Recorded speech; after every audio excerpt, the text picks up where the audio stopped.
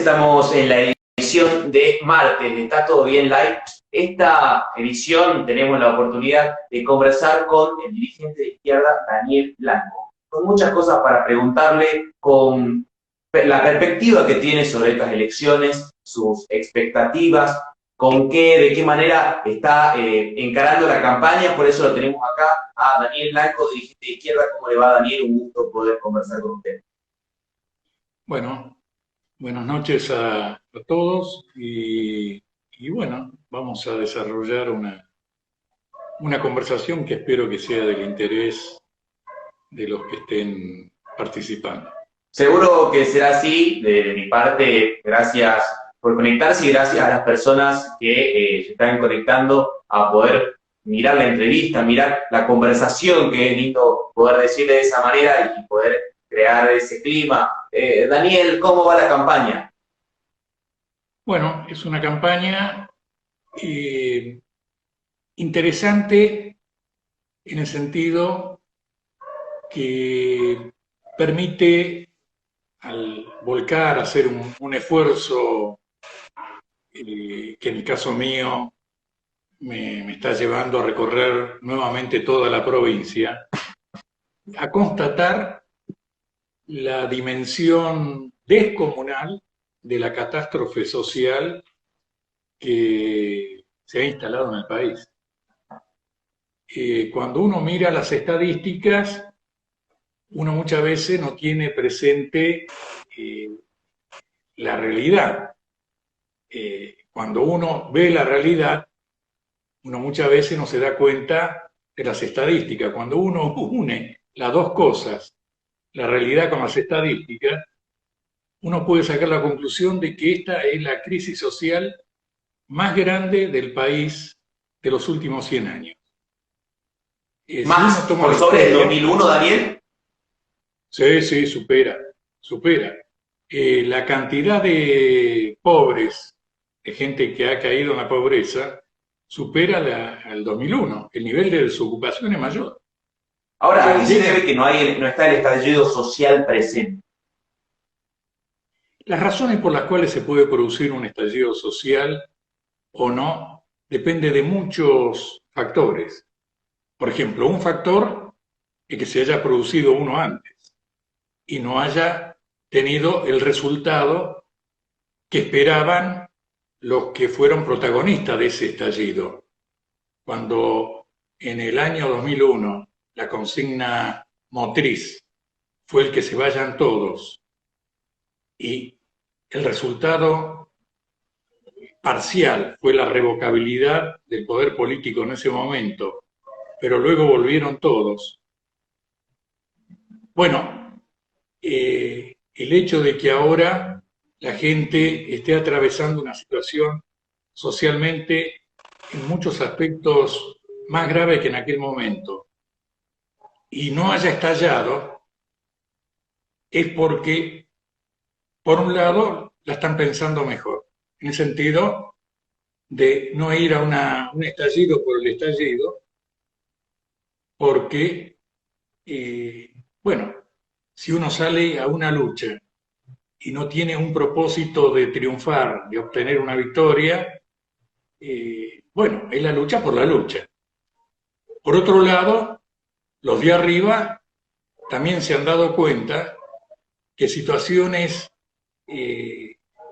tan agudas de crisis social son las que suscitan estallidos, son los que implican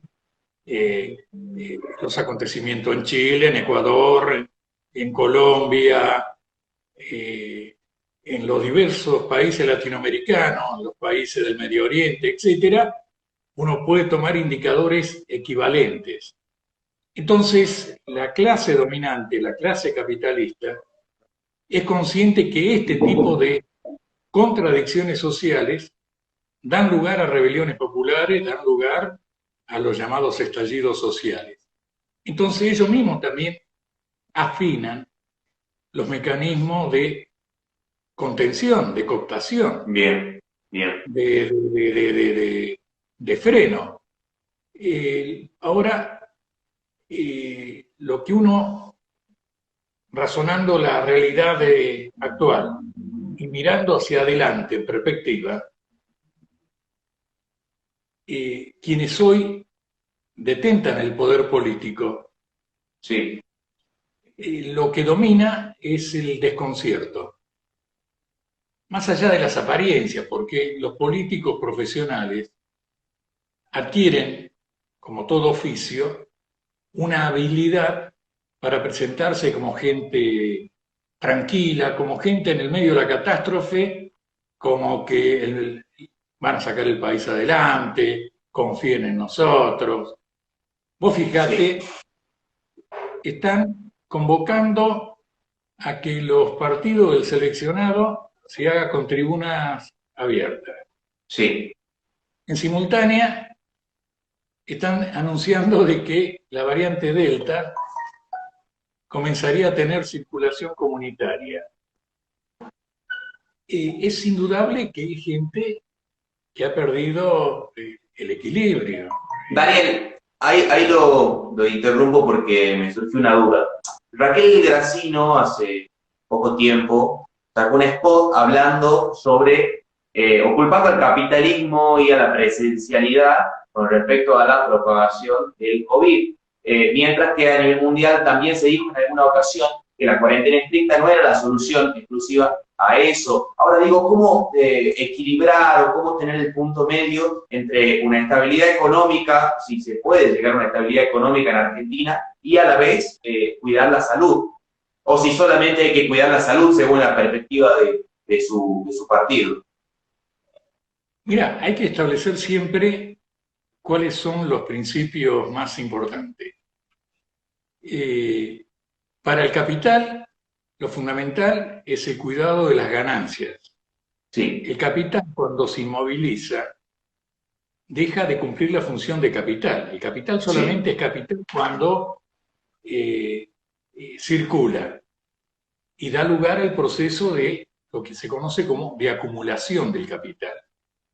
Eso requiere inexorablemente el acto de presencialidad de los trabajadores que van a ser explotados por el capital, o sea, por el sí, capitalista, ¿cierto? Y por lo tanto requiere la presencialidad. Eh, Acá el capitalismo le importa tres pepinos, el problema de si se murieron 100.000 o se murieron 500.000. El sí, capitalismo ha sido, desde que se instaló, una fuente permanente de promover conflictos, las guerras. No vacilaron de tirar la bomba atómica en la Segunda Guerra Mundial. Están protagonizando de manera sistemática guerras localizadas que en muchos casos son más sangrientas, provocan más víctimas que guerras generalizadas del pasado. No han vacilado, siendo conscientes, porque los científicos lo están marcando todos los días, de que el clima del planeta se está tornando en su contrario. Mejor, en lugar de ser un clima que favorezca el desarrollo del género humano, de la biodiversidad, etcétera, están provocando la destrucción del planeta. sí. La pandemia que estamos atravesando no es el resultado de un hecho azaroso, es provocado por el capitalismo.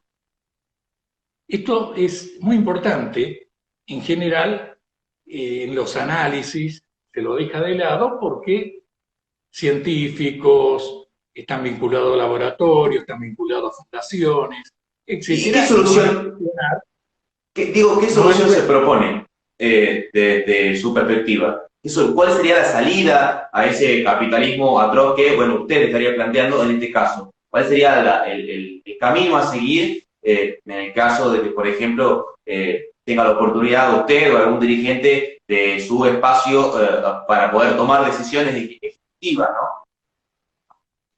bueno, eso significaría que pudiéramos tener el poder político. Sí, Tener un presidente de florero no cambia la naturaleza del régimen político y por lo tanto de la estructura social, económica, porque ha ocurrido que en diversos países ha habido primer ministros o presidentes vinculados a algún partido de izquierda. No nos olvidemos, por ejemplo, Salvador Allende en Chile, en su oportunidad. O, si querés ahora más cercano, tomá al presidente de Perú, vinculado a organizaciones sociales. Pero no cambia la naturaleza de clase del régimen político y por lo tanto del sistema. Si nosotros tuviéramos el poder político, sería el resultado de un proceso revolucionario, de un proceso de transformación social, y sobre las bases de esa transformación, lo que apuntaríamos es, en primer lugar, a terminar con todas las actividades, transitoriamente en la emergencia, que no sean esenciales desde el punto de vista presencial. También en este momento, también. En este momento nosotros lo planteamos. Perfecto. Indudablemente el gobierno no nos va a hacer caso a nosotros. El gobierno va a hacer caso al lobby capitalista. Por eso es capaz de liberar todo en el medio del anuncio de que llega la variante Delta, que es la que encabeza la tercera ola, sabiendo que en otros países ya está la cuarta ola y en algunos la quinta ola. Te quiero dar algunas cosas gráficas para que se tenga presente. Uno de los países más vacunados del planeta ha sido Israel, donde prácticamente el 60% de la población ha tenido la doble dosis. Y llegaron el 27 de julio a proclamar que fue un día que no hubo ningún muerto, ningún fallecido. Y semanas antes ya habían anunciado que se habían terminado los contagios. No había más contagios. Por lo tanto, dijeron, volvemos a la normalidad. Y se colocaban como país ejemplar en el contexto internacional. Sí.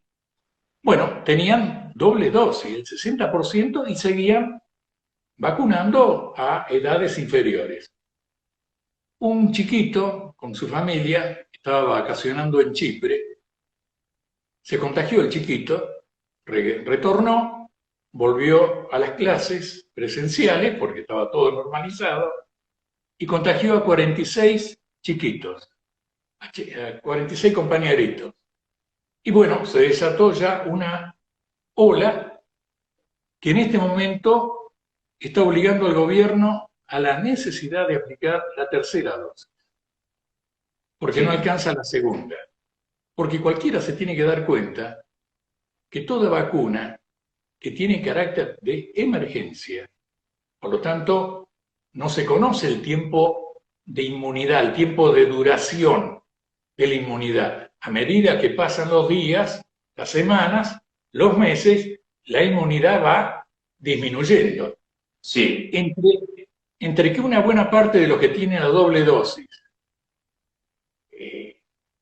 ya se le ha ido perdiendo esa eficacia y otro sector que no la tiene, es el 60% de la población, bueno, la variante Delta está causando un nuevo desastre en Israel. No bajan de los 5.000 contagios diarios y ya llega a haber 200, 300 fallecidos por día. Y por lo tanto han tenido que volver atrás con las actividades que habían dado lugar a una apertura de tipo generalizado. Lo mismo ha ocurrido en Malta. Malta era el país que superaba a Israel, porque era casi el 90%. Daniel, pero perdón, ¿no? Digo, cerrando todo, ¿cómo evitamos una catástrofe económica devastadora en cualquier país, pero cerrando todo y manteniéndolo en el tiempo. No, en primer lugar, la catástrofe económica en el país ya está provocada de antes porque la quiebra económica, vos te das cuenta que ya se produjo, es el país que ya tiene 9 declaraciones de default. Sí, La más reciente fue la del 2001. Por lo tanto, querer evitar la catástrofe económica cuando venimos de un default no es que la podemos evitar, es cómo salimos de la catástrofe económica, no cómo la evitamos, cómo el país se recupera. La política y el ciclo kirchnerista fue un intento fracasado de querer salir de esa catástrofe. Fracasado porque lo hicieron sobre la misma matriz que condujo a que el país fuera al desastre. Por eso, nuevamente el país fue al desastre. O sea, quiso salir de la enfermedad con los mismos métodos, con la misma orientación social que había conducido previamente al 2001 el país al desastre, con la política de sometimiento al capital extranjero, siguiendo sus reglas fundamentales, reconociendo la deuda externa.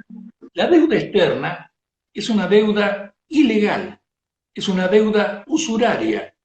Está catalogada internacionalmente, no solamente la deuda argentina, toda deuda que dejó de ser en su monto, en su integralidad, un capital que fue recibido en calidad de préstamo y por lo tanto quedó en calidad de deuda y uno de deudor.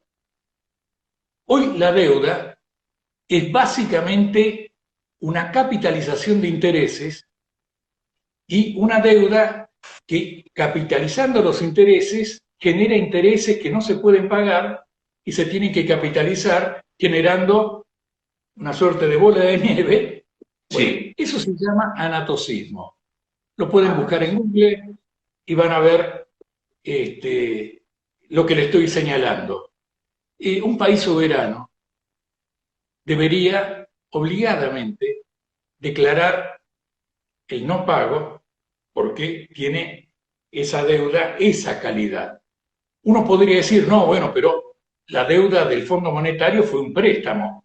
A Macri le dieron 44.000 millones de dólares. Exacto. Sí. Fue un negociado armado entre el Fondo Monetario Internacional y un grupo de grandes buitres financieros que entró el dinero y el dinero, los dólares que entraban, entraban por una puerta y salían por otra. No quedó nada en el país.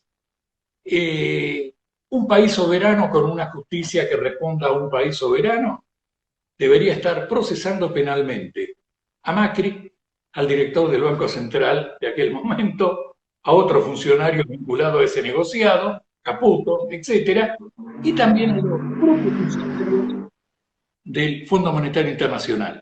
Indudablemente, la Argentina es un país sometido, es un país formalmente independiente, es una semicolonia, avanza a un proceso de mayor colonización. Te adelanto que el Fondo Monetario ya tiene pautado con el gobierno que el próximo Congreso, que se constituya después de las elecciones de noviembre, va a tener en su temario como prioridad discutir una ley que le dé validez al acuerdo que el Fondo Monetario está discutiendo con Guzmán. Si usted fuera presidente, ¿no le pagaría al fondo? ¿Cómo? Si usted, digo, fuera presidente o ministro de Economía, ¿no le pagaría al fondo? Romperíamos relaciones con el Fondo Monetario. Ahora, y a partir de eso, ¿no? Y esto de conocimiento, ¿cómo hacer para mantener relaciones internacionales sanas y poder tener confianza internacional, si se lo pone entre comillas, y a la vez no pagarle al Fondo Monetario Internacional? O sea, ¿cómo hacer para no quedar excluido del mundo de relaciones internacionales? Bien, te voy a dar varios elementos de respuestas y ejemplos. la preocupación tuya es que nos vayan a bloquear. Sí, o sea, mía también del desconocimiento.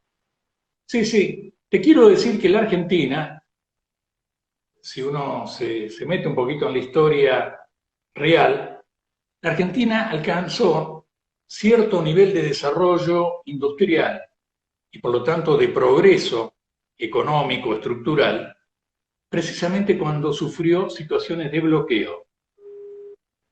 Por ejemplo, cuando ocurrió la Primera Guerra Mundial, luego cuando ocurrió la Segunda Guerra Mundial. O sea, los países que nos vendían cosas y que por lo tanto nosotros no las fabricábamos, las comprábamos, y nosotros teníamos como moneda de cambio las cosechas. En aquel momento no era la soja, era el trigo, era el maíz, había otros cultivos, entonces teníamos como moneda de cambio ese ida y vuelta. Con lo que implicaba la guerra, los países que nos vendían, que eran nuestros clientes comerciales, ya no nos podían vender porque todo el esfuerzo estaba volcado a la producción de guerra. Sí. El país estaba en una posición de neutralidad y se vio obligado a que lo que antes otro le vendía, a tener que fabricarlo por sus propios recursos científicos, técnicos y por lo tanto luego empresariales, fundamentalmente fundando empresas del propio Estado.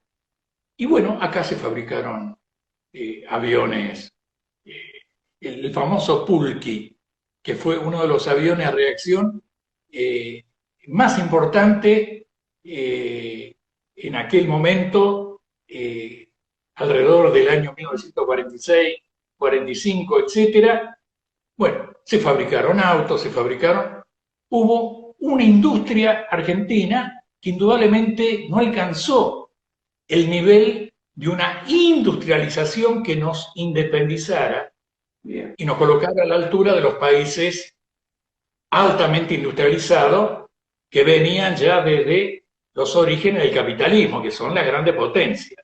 ¿Eso no es un poco también lo que pasó en Cuba o es reduccionista comparar un bloqueo con el cubano? Lo que ocurrió en Cuba, a ver cómo te puedo decir, tenemos que establecer las diferencias. Sí. Porque la Argentina, mira, salió en The Economist hace unos 10 años atrás un análisis sobre cuáles eran los países que, rompiendo con el capitalismo como tal y proponiéndose una transformación de orden socialista, pudiera tener la capacidad de sostener ese nuevo régimen político, económico, social. Y bueno, planteaba que era la Argentina, porque la Argentina reunía una clase obrera capacitada. La clase obrera argentina era una clase obrera muy preparada, muy capacitada. Reunía recursos que muchos países no lo cuentan. Algunos cuentan con recursos minerales, pero son pura montaña. La Argentina, por su geografía, reúne todas las posibilidades de tener una buena agricultura, de tener una buena minería, de tener una buena pesca, de tener recursos que a la población no le falte nada. Indudablemente, faltarían recursos tecnológicos. Ahora, en el mundo no es un mundo homogéneo. El bloqueo a Cuba, que se mantiene hasta el día de hoy, es un bloqueo que ha sido quebrado centenares de veces. Hay países que han comercializado con Cuba, sí, simplemente porque no aceptaron el bloqueo norteamericano. Sí. Entonces hay países que le han vendido petróleo, hay países que le han vendido tecnología de diverso tipo, y bueno, eso le ha ayudado a sobrevivir. El gran problema de Cuba es que Cuba es un país de escasa geografía, de escasos recursos. La pretensión de querer sacar adelante una sociedad socialista en una isla aislada del mundo es algo imposible. Bien, perfecto. El porvenir de Cuba estuvo planteado en las posibilidades, esto lo percibió el Che, en las posibilidades de que otros acontecimientos revolucionarios en el mundo se produjeran y se pudieran federar, se pudiera en alguna medida confluir, unir. Y no es la idea del Che, no es una idea original del Che, está en la esencia del socialismo, porque la construcción nacional, el Estado Nacional es una construcción de la sociedad capitalista. O sea, una de las primeras medidas que trajo como consecuencia la Revolución Francesa, Inglesa, etcétera, fue la puesta en pie de los llamados Estados Nacionales. Ahora, el socialismo no se lo puede concebir como un Estado nacional socialista. Eso es imposible. Esa fue la gran divergencia ya de programa que se planteó entre Stalin, muerto Lenin, con Trotsky. Bien. Stalin dijo en el quinto Congreso, en 1926, vamos a construir el socialismo en un solo país. Y se dedicaron a que todo el mundo militara, los distintos partidos comunistas, la Tercera Internacional, para favorecer el socialismo en un solo país. Y en ese marco establecieron la coexistencia pacífica con el capital. Bueno, estrangularon todas las revoluciones porque en ese acuerdo de coexistencia era que yo no te toco, pero vos no me tocás. Y entonces los partidos comunistas devinieron en partidos degenerados, en partidos contrarrevolucionarios. Contrarrevolucionarios. No nos olvidemos que el Partido Comunista es como el extremo en la República Argentina. Te quiero completar. Sí, no nos olvidemos que el Partido Comunista en la República Argentina llegó al extremo de apoyar a la dictadura de Videla. Simplemente por el hecho de que la dictadura de Videla había decidido romper el boicot que había decretado Estados Unidos de que no se podía comercializar granos con la Unión Soviética. Y en el año 76 acá se produce una superproducción de trigo, no había a quién vendérsela. Los terratenientes, la oligarquía que subsiste en el campo argentino, dijo lo siguiente: no vamos a hacer un problema ideológico. Acá la cuestión es si los rusos pagan o no pagan, si los soviéticos pagan o no pagan. Claro. Entonces, después dejamos el problema ideológico. Primero, las ganancias. Y así razona el capital. Y en ese razonamiento del capital no hay bloqueo si el país, si Argentina, tuviera un gobierno realmente soberano, que defendiera la independencia política, que hay fallos hasta de la propia justicia capitalista denunciando el fallo del juez Ballesteros, que demostraba que la deuda externa era una enorme montaña de negociados fraudulentos, de préstamos. Para que vos te des una idea, cuando hay una deuda, hay un deudor y hay un acreedor. Sí. El acreedor de los 400.000 millones de dólares que supuestamente debe el Estado argentino, el 40%, los acreedores son capitalistas argentinos. El 40% está demostrado. Lo pueden investigar si después alguno dice, che, este está faroleando, lo pueden corroborar. El 40% son los propios capitalistas argentinos, lo cual explica políticamente el carácter antinacional de la llamada burguesía nacional argentina. O sea, una clase social que tiene como misión histórica, objetiva, construir una nación independiente, una nación industrializada, una nación donde integra el campo con la ciudad, una nación que se apoya en un régimen de democracia política, etcétera, no ha cumplido ninguna de esas tareas democráticas elementales, pero históricas a la vez, y se ha ido transformando y deviniendo en una clase parasitaria cada vez más, vive de renta, el escándalo de los cuadernos muestra que es una clase que ya procura vivir, si puede de renta, y si puede explotar parasitariamente sin poner un mango a los trabajadores que tiene que explotar, que el salario lo pague el Estado, lo va a hacer. Por eso Daniel, está la propuesta ahora, te sí, lo perdón. digo, Sí, sí. está la propuesta de llevar a que los desocupados, la gente más pobre que recibe un plan social, sean incorporados como mano de obra, cumpliendo horario de trabajo, en el campo. La Sociedad Rural de Tucumán, hace unos años atrás, ya había elaborado un proyecto para terminar con la vagancia de los planeros, que era el problema de que cómo podían recibir gratis del Estado esa ayuda. Entonces tenían que hacer una contribución, y la contribución la hicieran en el campo de ellos. Entonces ellos no pagaban nada, pero los tipos le iban a tener que trabajar la tierra, por ahí pelar la caña, eliminar la maleza, las cosas, las tareas de campo. La gente que esté dedicado a eso debe saber mejor lo que puede hacer, bueno, pero le salía gratis. Entonces, es una clase cada vez más parasitaria y se ha transformado cada vez más en antinacional.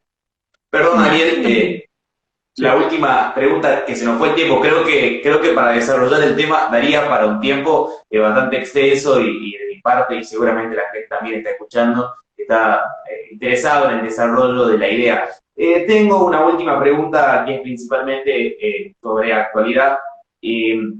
Para avanzar o sí llevar a cabo pragmáticamente esas ideas, se necesita obviamente una mayoría o un crecimiento en el caudal político de la izquierda. ¿Por qué van divididos en estas elecciones en Tucumán?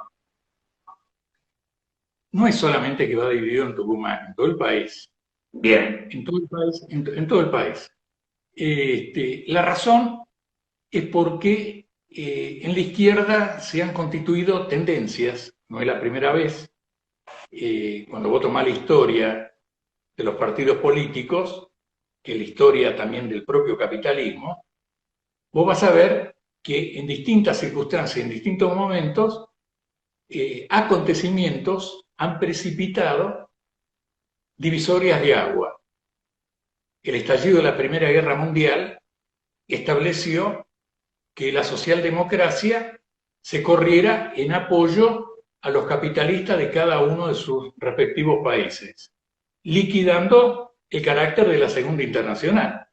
Y quedó un puñado de revolucionarios, de socialistas auténticos, que defendieron la bandera de que esa no era una guerra de liberación, era una guerra de rapiña de capitalista contra capitalista que armaban a los trabajadores y los llevaban a la carnicería a matarse uno contra otro. Bueno, ¿y es parecido a lo que pasa ahora? No, ahora no. Ahora lo que ocurre es una división, es una crisis que tiene alcance no solamente argentino, sino internacional, que es que la izquierda ha tendido de manera creciente a adaptarse a lo que es la llamada democracia burguesa, la democracia capitalista y el parlamentarismo. Ha llegado a extremos, por ejemplo, como el caso de Podemos, de una integración donde han terminado, porque participan del Parlamento, de reconocer a la monarquía. La monarquía es un producto de una terrible masacre en una guerra civil donde se instaló un régimen fascista, que fue el régimen de Franco, aplastando a la república que se había instalado como resultado de un proceso de emancipación, de rebelión popular de la clase trabajadora y las clases pobres del campesinado. Acá en la Argentina, vos tenés un proceso de parlamentarización, de adaptación al régimen capitalista de parte del Frente de Izquierda, de una manera creciente. Bien. Y en el caso de donde nosotros somos provenientes, porque nosotros, política obrera, desde su dirigente más importante, más conocido, que es Jorge Altamira, Sí. el caso mío, somos los fundadores del Partido Obrero. Bien. El Partido Obrero acá de Tucumán, yo lo fundé.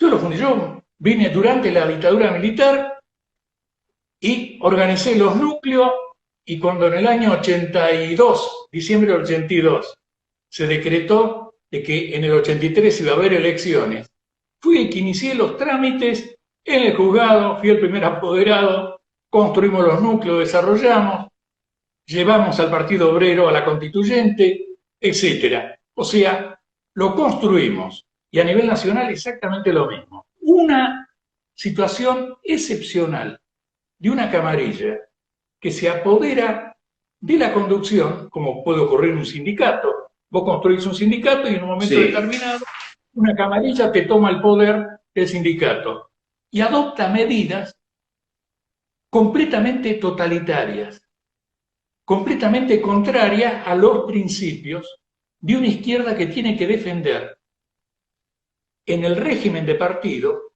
lo que haría si tiene que dirigir el poder político.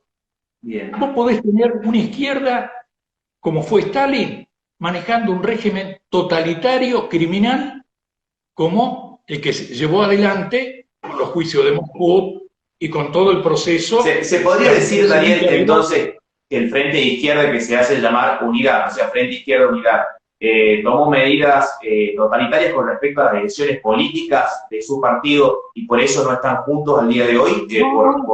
No, la dirección del Partido Obrero, porque hubo un debate político. Y un debate político es como que estamos ahora, vos conmigo, debatiendo algo.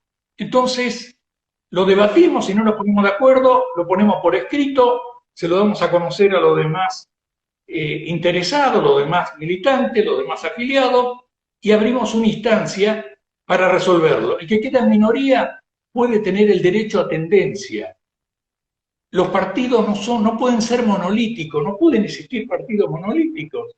Donde existen partidos monolíticos, existen instituciones totalitarias, regímenes de características bonapartistas. Entonces, ¿qué es lo que hicieron en el partido? Nos expulsaron. En el caso de Tucumán, donde éramos total y absoluta mayoría, lo que hicieron con la mano de la justicia federal, de la mano de Servini y Cubría, intervinieron, y el actual titular, que aparece como candidato, él es interventor de la mano de la justicia y no por decisión de los militantes. ¿Usted se refiere a Martín Correa? Martín Correa. Martín Correa es interventor, pero interventor porque lo designó la justicia. La justicia es una vergüenza, es un hecho de degeneración, de colocar al Estado para dirimir un debate político. Un debate político se discute democráticamente. Es como en una asamblea sindical. En una asamblea sindical la burocracia te manda a los matones para sacarte si vos tenés posiciones contrarias a lo que el punto de vista del burócrata.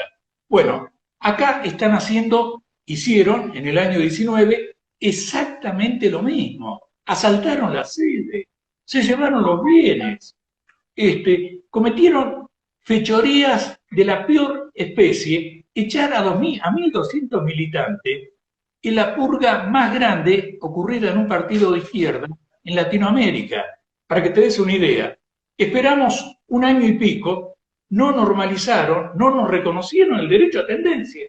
Lo hicimos público, presentamos documentos y entonces nos lanzamos a recuperar los derechos electorales. Por eso conseguimos los afiliados en época de pandemia, corriendo todos los riesgos, y tenemos una nueva personería y vamos a las elecciones a denunciar todo esto que está ocurriendo, a ofrecer la salida que proponemos a la crisis social, al problema pandémico, y también a rescatar los principios del socialismo, los principios de una izquierda que nunca debería haberse perdido, porque si se pierden los principios de una izquierda y tenemos una izquierda adaptada, cooptada por el régimen y la ideología capitalista, bueno, los pobres, los explotados, se quedan sin alternativa, se quedan sin salida.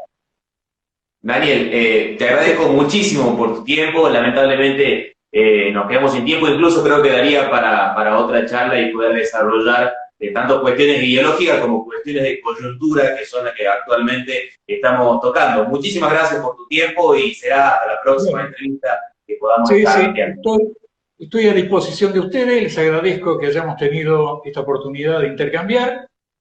Cuando ustedes quieran, profundizamos todos estos aspectos, no solamente con respecto a la izquierda, sino los aspectos de la situación internacional, los aspectos de la situación económica, institucional, judicial, lo que ustedes quieran como problemática o temática que le puede interesar también a los participantes de este. Te agradezco, bueno, ahí justamente hubo un problema de conexión. Les agradezco también a todas las personas que estuvieron conectadas, a toda la producción de Está Todo Bien Live, tanto a Enrique Cordero, Roque Galeano, a Abel, que está con la entrevista del jueves y que les deseo también el mejor de los éxitos. Te mando un abrazo muy grande. Y a todas las personas que hoy nos escucharon y que pudieron estar ahí detrás de esta entrevista, un poquito más larga de lo normal, pero en la que había que desarrollar muchos aspectos, tanto ideológicos como de coyuntura, para poder entender el aspecto en general, para poder entender la situación de la izquierda en general. Gracias a todos y a cada uno de ustedes. Nos estamos viendo el domingo, pero el jueves Abel Yamus está con la entrevista de Está Todo Bien Live. Chao.